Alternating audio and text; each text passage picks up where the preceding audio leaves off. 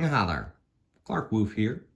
For those of you who have not met me, I'm a friend of Danny Mouse and I am a PhD, that's a philosophical dog. And I want to wish everyone a happy National Grammar Day. Grammar refers to the set of rules that are largely unspoken that we use to speak and write our language every day. And sometimes those rules can be treated like they're set in stone, but the truth of the matter is they are not. They change over time and they are debated. And of course, they change with culture as well.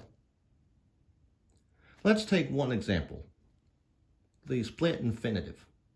In English, they say you can't split the infinitive. Others say that you can. So let's take one of the most famous examples. Let's look at it. Famous example of a split infinitive is to boldly go. As in, to boldly go where no dog has gone before. Have Captain Kirk and Captain Picard, have they said this wrong the entire time by putting that boldly there in between the to and the go? Well, not really.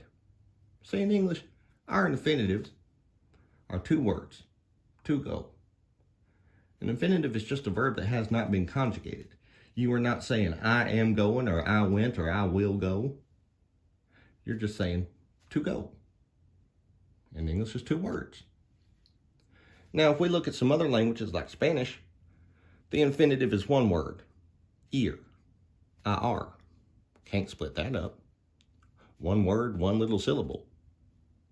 In French, it's aller. Two syllables, but still one word, you can't split it up.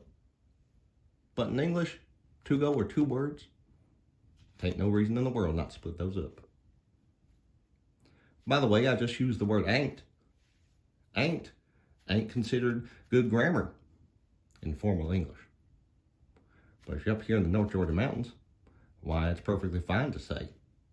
Everyone knows what you mean, might as well use it. Now, that does not mean that you can just throw any grammar rules out the window. For example, commas are very helpful. If I say the following sentence, when I'm speaking, you can hear the pauses. I like eating, children, and puppies. But when I'm writing, you cannot hear those pauses. So you need some kind of punctuation mark to help show where they are to separate those items off from each other. Because if you don't have the commas, that's saying a very different thing. Put the commas back in.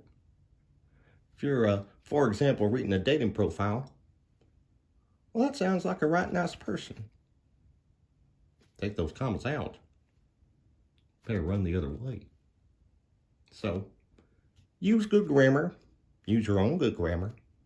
And I hope you have a fabulous National Grammar Day. And I'll talk to y'all later.